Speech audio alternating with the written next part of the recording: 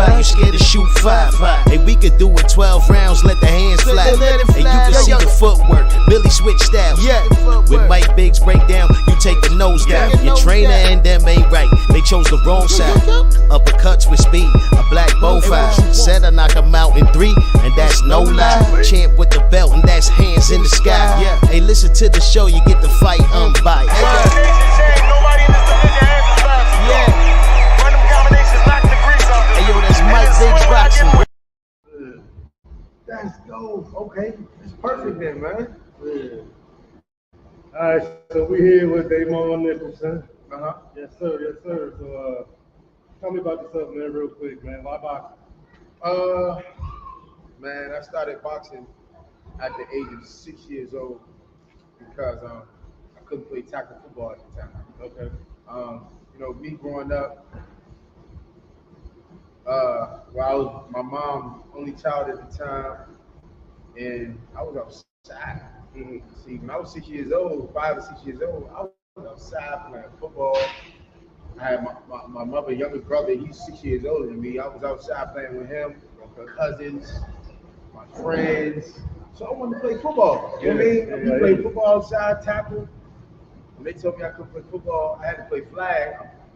I tackle. At that age, I'm like, I tackle outside, we run. I'm not trying to play no flag football. I want to play the real deal. Yes, sir. So I wasn't allowed to do that. And my dad brought me here in this gym, man. He said the only thing you can do is boxing. So I said, man, let's do it. Nice. Yep. So, did you always have a love for boxing, man?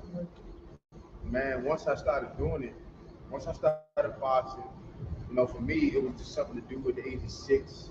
The age of 7 years old, I was in the gym for about a year. That back, you know, you can't start fighting as far as competing until you're 8 years old. So me, I was just coming to the gym, playing basketball. But at the age of 7, that's when the movie Ali came out with Will Smith. And my mom and dad took me to see Ali. And once I seen that, I was like, yeah, that's who and what I was and man, my love for boxing, man, just skyrocketed. You know what I mean? Just took off, man. And now it's like, man, it's a part of who I am. You know what I mean? All right, man. All right. Well, you already answered that. Who you want to grow beat? Right. Got Ali. Yeah. Greatest of all time. Right. So, who's your favorite boxers now, and who do you enjoy watching now? Right now, today, I would say I enjoy watching Earl Spence, Devontae Davis, guys like I even recently he just came on the scene with Frank Martin. Frank Martin. I like watching him, and I think it's just his trainer, Earl Spence trainer. I can't think. Derek James. Yes, Derek James. I think Derek James is a very good teacher. And I love the way that he works with his fighters and the way that he speaks to them before and even after the fight and about the execution, how they're supposed to display their talents in the ring, man. It's a beautiful thing. Yeah. You know, honestly, you know, Earl Spence is not the sharpest boxer. He's not the most skillful boxer as far as when you're sitting there looking at it on TV. Yeah. But if you really pay attention, like me, I'm a real boxer. I like to study this person's skills, why a person is winning. And if you study what he does in the ring, man, it's a beautiful thing, man. Really. So Earl Spence, Tank, and Frank Martin. It's another dude named Usyk too. Usyk. He just beat Anthony Joshua. Yeah. I enjoy watching him. Yeah. I enjoy watching him. He's a technician. Even Lomachenko. I enjoy watching Lomachenko because they're just technicians. I mean, they're guys who go in the ring with the plan and they execute. You know, Terence Crawford is another fighter. When you talk about like not just skill, but you talk about a person who gets the job done and go in there and attack. He's one of those fighters, man. He gets the job done, you know.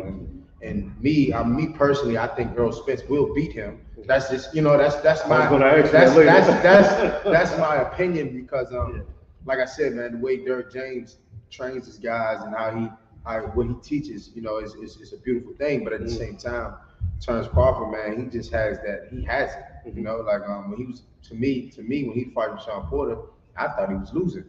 I had him down, you know. But when this coach told him he was losing, he said, "Huh?" And he went out there and got the job done. So that right there alone, man, shows you, man, like he's a beast. You know, he's a beast. Definitely.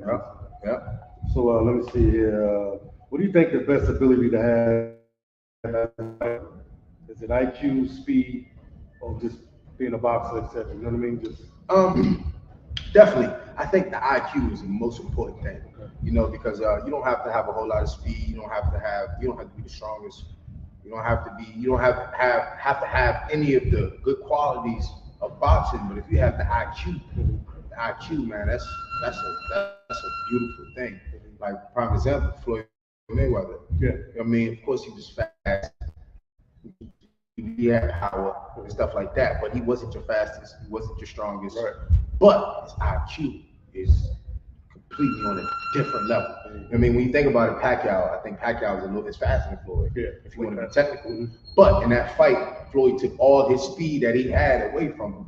You know what I mean? And when you understand boxing, you have a high ring IQ. There's nothing that you can't do. I don't care how good the person is. I mean, there's nothing that you can't do, and that's what makes Earl Smith so good. Like I said, he hasn't been boxing that long, but he makes fighters that have been boxing their whole lives look regular. You know? Right. Yeah. I hear you. All right, man. I want to take you back to January 7th, Saturday. Okay. January 7th, man. I was at the fight. Oh yeah? Yeah, I was I there, appreciate it, man. I appreciate it. Yeah. I appreciate it. it. Man. Yeah. It's a stacked card. I love the card. Javante Davis, you know, he put together an amazing card, one of the best He cards did. I've ever seen. He did. And of course, I know about you, and I know about everybody. I knew about everybody who was there. Yeah. But I'm focusing on you. Right. So, how was your camp? You know, did everything go well in the camp? My camp actually was great. Okay. I had a great camp. Me, my coaches, my dad, man, you know, we really locked in. And even though I wasn't in Florida with my coach Calvin and my coach Kenny and Tank and the other guys, but my coach Calvin made a game plan that we stuck to. And me and my coach Troy, my dad, my uncle, and my brother Lex, you know, we did everything to the T. You know, and that's the thing. For me, I relate a lot of life to boxing. You know what I mean? Because in that fight, the first round, he came out how I knew he was going to come out. I wasn't really worried. He headbutted me. You know, I really wasn't worried about it. Even though, like, when he headbutted me, it made the whole night blurry. But when you have a good ring IQ and a sense of boxing, you know, you really don't need your vision to hit a man. You know, all you need to pay attention to is his hands, is his feet. Because a lot of people don't realize your hands and feet have to be able to work. You have to be able to move your hands and your feet at the same time, unless you're just sitting right there in the pocket. And so for me, my game plan was basically, you know, the first round he's gonna come out hard, you know, show him that he's not doing anything, and from there, take him deep water. You know, so the second and third round, you know, I was working my way inside. That's why I didn't really need my vision, because I was gonna fight him in the inside. In the inside, all you need to do is pay attention to his feet. You know, keep your hands up, stay tough, stay in position, always fire and shoot. And as the fight went on the third round, when I went inside, remember I told you my vision was a little blurry. When I went inside, he kind of fell on top of my neck. Like he felt my neck bent to the side. When my neck bent to the side, I felt like a joke from my neck to my shoulder. And when that happened, I was like, oh shit. It was like my confidence that I had going into the fight just shot. You know, and like I said, man, things happen. It's life. You gotta weather the storm. So after that third round, I'm like, all right, my shoulder feel funny. It felt funny. It didn't necessarily hurt. It just felt funny. You know what I'm saying? Like I lost power out of it. Like somebody just took everything away from me and went numb. So in the fourth round, I came out trying to get in the inside. I was trying to throw my right hand. When I was trying to throw it, I'm like, hold up, something is not right. You know, I couldn't throw it. Like when I try to throw it, I try to throw it straight. It'll go over there. You know, so that right there, in the fourth round, I had to get my thoughts together. I'm like, okay, plan A is out of the door. My vision a little blurred, so plan B is out of the door. The only thing left to do now, I gotta knock him out with this left hand. You know what I mean? That's the only, in my mind in that fight, that's how I know. A lot of times when fighters go into fights, their mental isn't clear because we as fighters, we're regular human beings. People look at us as this and that, to get money and this and that, but at the same time, we're regular human beings.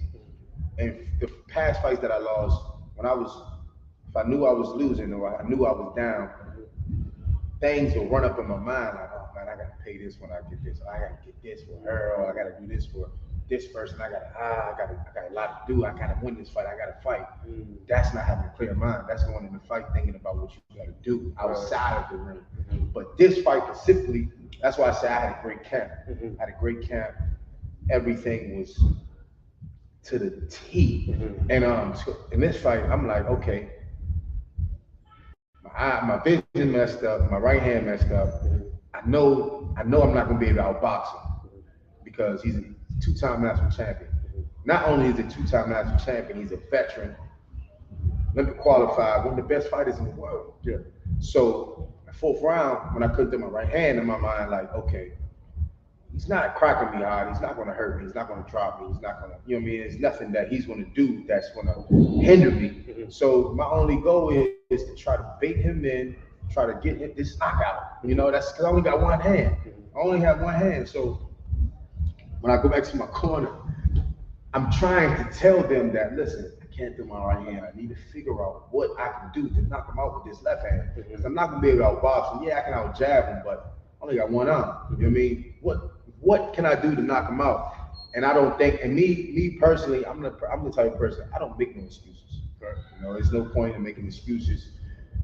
It's either you leave it all on the line, or that's it. So while I'm trying to get them, they're telling me, look, you got to fight. Because I already know what the game plan is. Right. You got to fight. I'm like, listen, I understand I got to fight. But now I need to know what I should do with my left hand to get him out of there. So, you know, every round, man, and every round in my mind, I try to, from fifth, sixth, seventh, eighth, ninth, and 10th, each round I try to do something different to where so I can bait him into my left hand. I think it was like the 7th or 8th round, I started talking to him. Start calling him out his name, telling him I got his heart, all that, you know, and while I'm doing that, my vision wasn't clear, but I could see in his eyes that, you know, the things I was saying, because he'd throw something real hard while I was saying it. And I look at him like, yeah, that ain't nothing, you know? That's when I knew, I said, okay, I'm in his head. I got it. But he know better to go to my left side. He started going to my right hand because he knew I couldn't throw. That means he had a good corner. He had good people. And at the same time, he's a vet. You know, anybody, if I knew he would have thrown the Pacific hand, okay, bet. Let me go to that hand. Let me keep chopping you down. I'm going to break you down. I'm going to stop you. So, you know, that's how that fight went. But like you said, you asked about my training camp. I'm sorry, I went into full detail. But man, I had a lovely training camp, man. I'm right now, man. I'm in some of the best shape of my life. No, I noticed that. Man. I'm definitely in the best shape of my life because I learned how to take care of my body. You know, and that's a major thing for the young ones growing up now. Like I got some amateurs that's getting ready for the Golden Gloves in my gym, in Baltimore, and my amateurs here.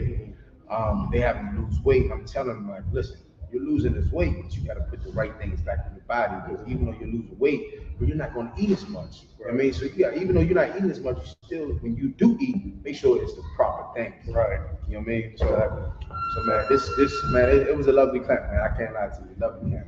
Well, would you be interested in a rematch? Definitely, Definitely. definitely. You know, if the opportunity presents itself, hell yeah. You know what I mean? Hell Definitely, yeah. hell yeah. Definitely, man. I want to see that again. I Yeah. think, and I saw what you saw, Uh-huh.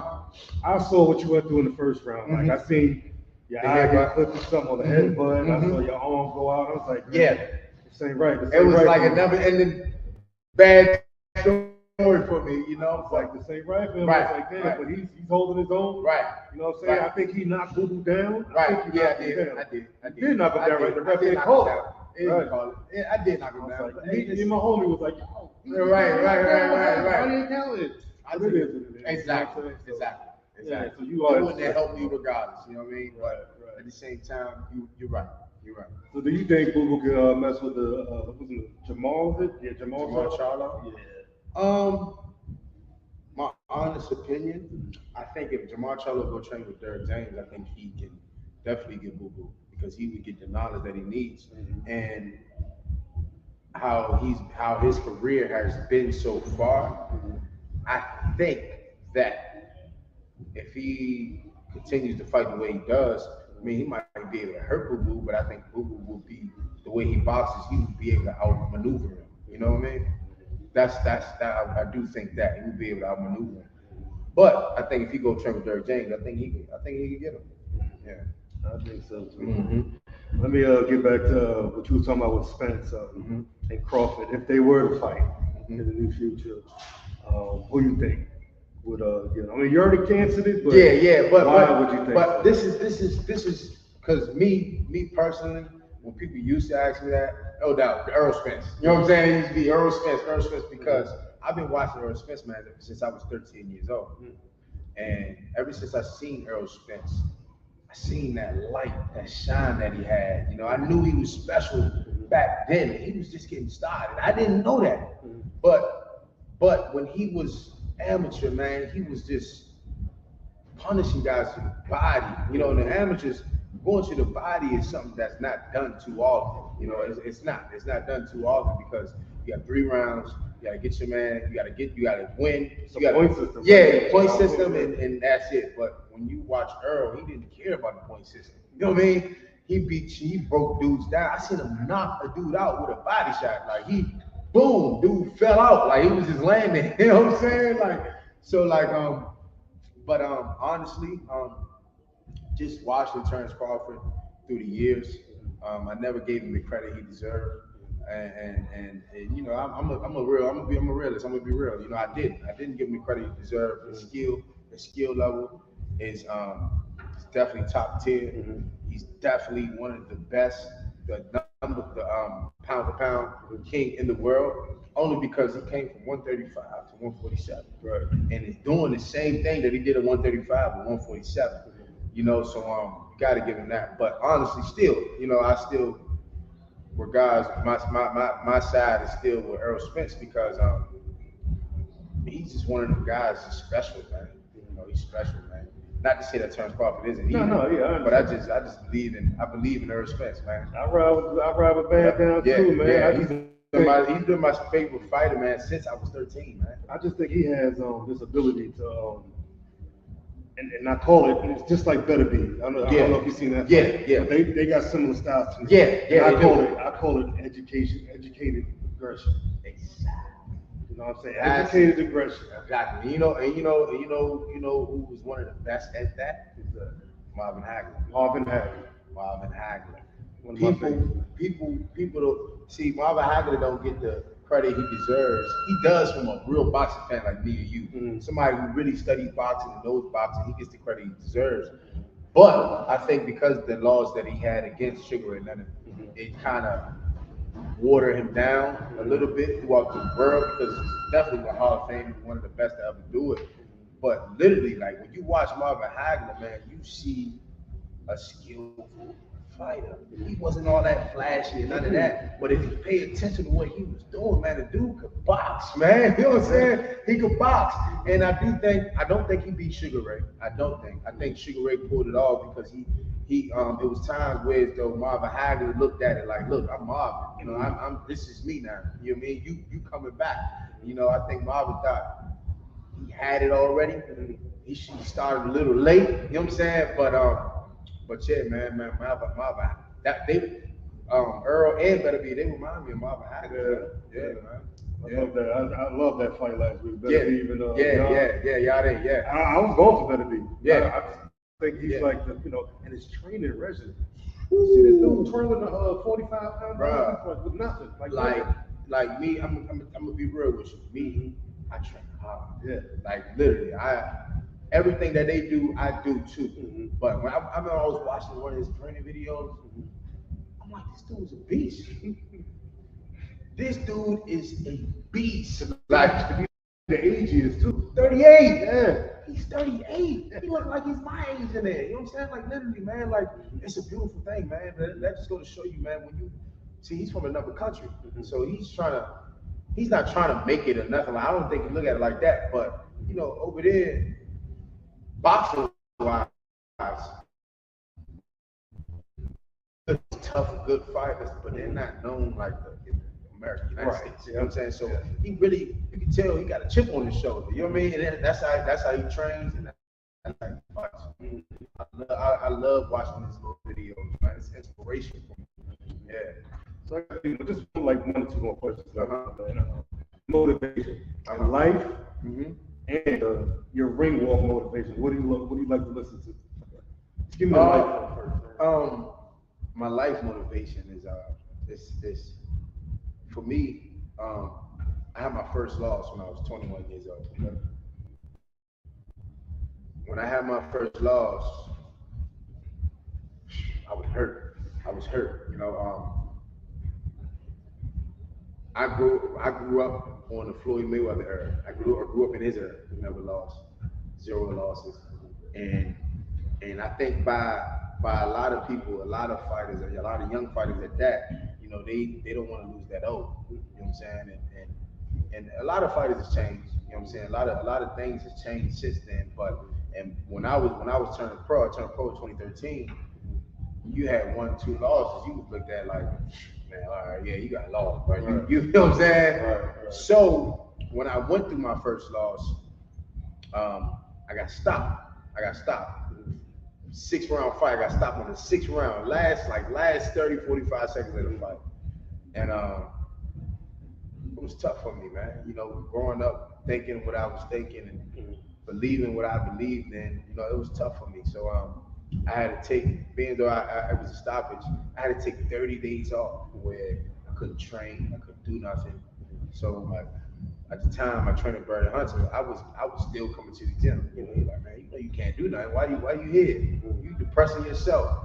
And that's exactly what I was doing. You know what I mean? Ever since I was 6 years old, I was in the gym every day. My first trainer, man, he rest in peace, Marvin Sims, he said, man, I train every day, 365 days a year. He was like, man, if I wasn't running, I was in the gym. If I was in the gym, I was running, I was doing something. And that's what I was raised on. For me, hearing that as a kid, as I grow up, I want to be great. I want to be one of the best to ever do it. That's what I do. You know what I mean? And through that, man, it's like I couldn't train.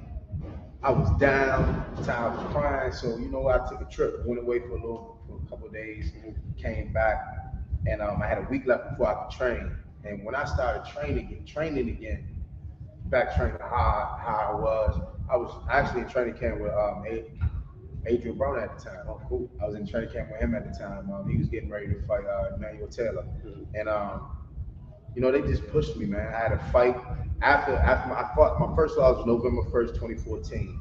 My first fight back after that was January 17th, 2015. So I was right back in the thick of things. And went back, right back, won first round knockout. And it was like I had a not an epiphany, but like a thought, like a loss really don't mean anything. People, because what we fail to realize is no matter what, when you're doing what you're supposed to do in life, working hard, not doing nobody dirty, not doing nobody cruddy and stuff like that, people gonna support you, regardless. You can win, you can fight 100 times, lose all those 100 times, but when people see you working and they believe in you, they're gonna support you. And see, I didn't understand that at the time.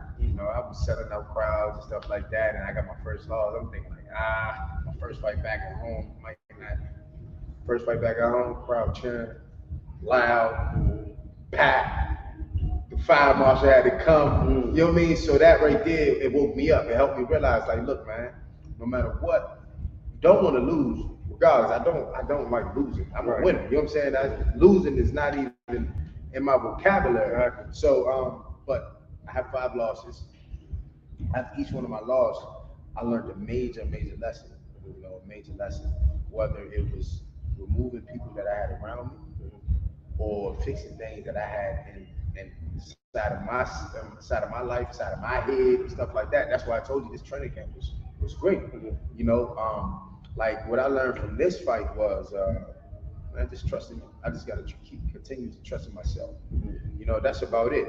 Not saying that I didn't trust in myself going into it, but still go with my gut feeling. Like in that fight, I knew, look, you got to knock this dude out.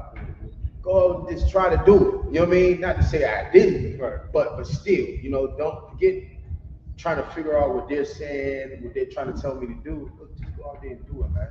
You know what you got to do. Like I knew I had to knock him out. I knew that. But I was trying to look for instructions. Me being obedient and wanting to listen, not wanting to look bad on camera, saying people say, "Oh man, he didn't listen to his corner," stuff like that. I'm trying to figure out, okay, what can we do to fix the situation? But I've been fighting my whole life. You know what I mean? It's a part of me. It's my second nature. So I knew what I had to do. So look, forget all that. Go out there and do it. That's what I learned from this fight. But yeah, man, that's my drive, man. To keep wanting, and also I like to inspire people. After each of my losses, man, people hit me up saying how they're motivated by me. Even today, right? I'm gonna tell you something. Even today, it's crazy. Just today, a dude wrote me on Twitter. I don't know him, but he was inspired by me, man. And he said, "Yo, good morning, champ. Just want to say I saw a video of you jumping rope back in the gym after your Andre loss. Your mindset is inspiring, and our young black men need brothers like yourself to be examples on how to accept obstacles." And every time I watch you fight, you never make it easy, and you give dudes hell. Best blessings in 2023. And the reason why I brought that up is because recently I wanna start going live on Instagram. You know what I mean? So I can speak to the younger me, because I know there's kids out here who may think they might lose a basketball, football game, or they didn't have a good day. That's going to break them down, because I know how I once felt, but at the same time, I want them to understand that, like, look, you're not the only one in those shoes. I've been there before. I'm not your age now, but I once was, and I was heartbroken, but at the same time, I overcame all that. So you got to keep going, and man, like I almost died, man. My kidneys failed. Oh man, I was in one of the biggest fights of my life. And when that situation happened, the only thing I was thinking, like, okay, the doctor told me my kidneys failed. I didn't know how serious it was. So I'm telling them, like, okay, my kidneys failed. I got to fight tomorrow. How can you get my kidneys back working like today so I can be ready to fight some more? Like, he told me, man, Mr. Nicholson, you had 12 months before you even get back in the gym, not just the ring. And when he told me that, I'm like, hold on, man, I got 3 kids. 3 kids. And they gotta eat. I pay child support for one of them. They gonna be looking for their money. I can't sit out for those 6 to 12 months. My dream is to become a world champion, to be the best boxer that I can be, be the best man that I can be. Me being the best man that I could be is through boxing. So I can't sit out that long. And he's like, well, Mr. Nicholson, right now your numbers are some of the highest numbers that I've ever seen. So we're gonna have to start you on immediate dialysis. So when he said that, I'm like, dialysis, hold up, you know what I'm saying? Yeah, I don't want to say the word, but ain't that for that? I had an uncle that just died. You know what I'm saying? Rest in peace to my uncle Matty. He just died. He was on dialysis for 8 to 10 years. You know what I'm saying? My other uncle, my uncle Anthony, He been on dialysis for 4 years. They both needed kidneys. So are you telling me I need kidneys? So so the doctor was like, Mr. Nicholson, right now you have acute kidney failure. He said, I've seen people heal back from this, but it takes at least a year or two before their kidneys are fully functional. So when he told me that, I instantly like I'm like, hold on, that can't be happening. You know what I mean? So I never believed in it. You know, when he told me that, I heard him, I listened, I understood, but I didn't. Deep down inside, I'm like, man, nah, it's no way I'm going to be out 6 to 8 months. And from the gym, I said, man, look, I'm gonna heal. I'm gonna get myself right. As long as I gotta be in here, I'm gonna listen to what y'all say, follow y'all rules and everything. But as soon as I get out of here, I'm finding some way to get my kidneys back working. And from there, man, I was in the hospital for 15 days on dialysis. I came home. As soon as I came home, I was on dialysis 3 days a week. And then from there, man, I was just figuring out ways to, heal myself. And I became vegan, changed my whole diet. Yeah, I came out the hospital May 25th, day after my daughter's birthday. Came out the hospital, did everything. About 2 weeks later, I was still on dialysis 3 days a week. When I started changing my diet and started taking sea moss. I don't know if you ever heard of I know about sea moss. Yeah. Boom. My man said it. There you go. I got Mad Moss. There we go. I got hit. Shout out to Mad Moss. Yeah. I got hit with sea moss, man, and one of my good brothers, Salahuddin, he gave me a jar of sea moss, and I started taking it. I was trying to just try anything natural, where so I can heal my body, so I can get myself back in the flow of things of boxing. Boom. When I tell you, so the first 2 days, I started taking sea moss. For almost a month, I couldn't use the bathroom. I couldn't pee. Couldn't pee. When your kidneys fail, you really can't pee and nothing. I didn't know that, but I couldn't pee for a month, man. Can you imagine that? I cannot, man. When I went to the hospital, I was 170 pounds. Okay. It was right after one of my weigh-ins. 170 pounds.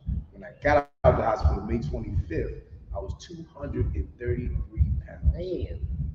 That was from, they put 11 bags of IV in me. So since my kidneys wasn't working, all the fluid that they put in me stayed in me. Even though I was on dialysis, I still couldn't pee. So it wouldn't suck the fluid out. It was just rotating my blood, the fluid was still in me. 2 days after I changed my diet, started taking the sea moss and stuff like that, I started going to the bathroom. When I tell you, tears came to my eyes, man. Like that's when I knew. When I started peeing, I knew my kidneys started. I said, "Yeah, that doctor said 6 months." I said, "My kidneys working."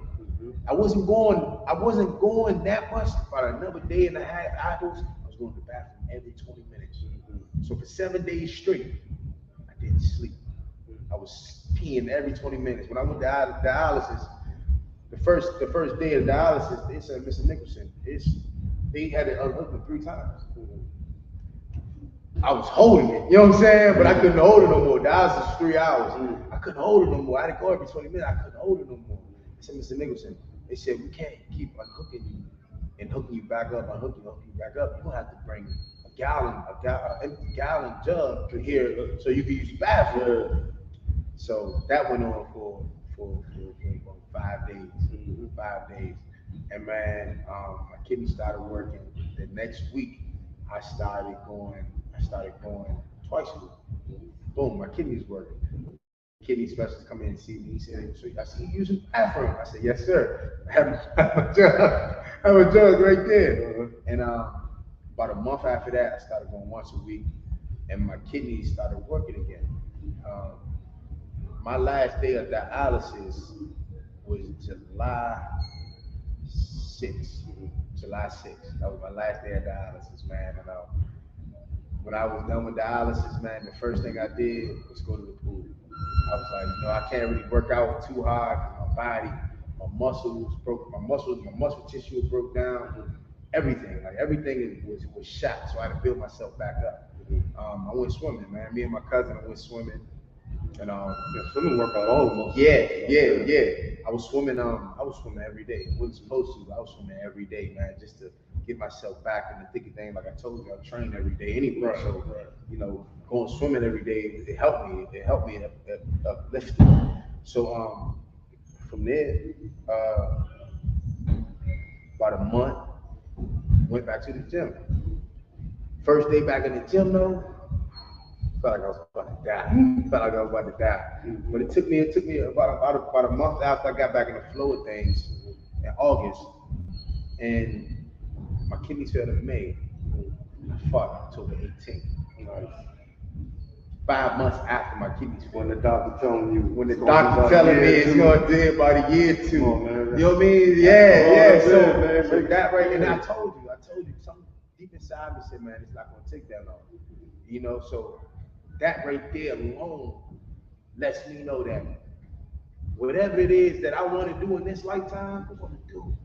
You know what I mean? Like you asked about what's my motivation in life. You know, that right there lets me know that whatever, like I said, whatever I want to do in life, I'm gonna do. And no matter what, I might have a little speed bump in the road right there, but I'm gonna get over that. And once I get over that, like I said, whatever I want to do, I want to do. Like my goal, I set for myself, when I turned professional boxing, I want to become a world champion. And I know that by me becoming a world champion, especially with my story now, once I become world champion, I'm going down in those Hall of Fame books. I'm going down in history. My kids will be able to say that was my great grandfather. You know what I mean? So like nothing upsets me anymore, man. You know, I have a great day every day. Even the days that's hectic, that where I might get bothered, my attitude might be but I know it's a reason for that. Right. You know, it's a reason for that. For a Pacific day, like right now, we're having this conversation. I went through all that stuff so I can come to you. This is your first time doing this, right? Yes, sir. Yeah. So this is going to be this history right here. Yes, sir. Boom! I can look back at this interview right here and uplift myself and somebody else, even you. You know what I mean? You never know. This is uplifting me. You know what I now, mean? But thank you, man. Thank you, man. Yes, But see, that's the power, and realizing why things might go wrong, why things might not go the way you wanted to, but when they do go the way you wanted to, it's gonna make this story even better.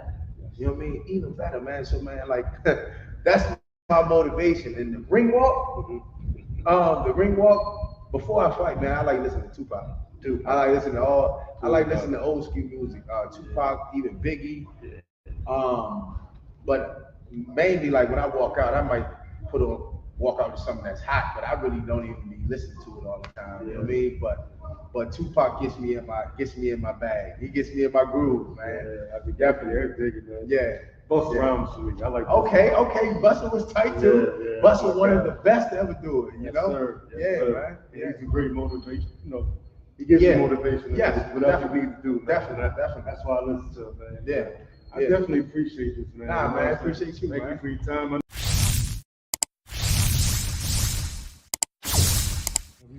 What's up, my good people? Shout out to my brother Mike's Biggs Boxing for the first interview ever. And I promise you, I already put it into the universe. Now we're gonna manifest this. This will be history.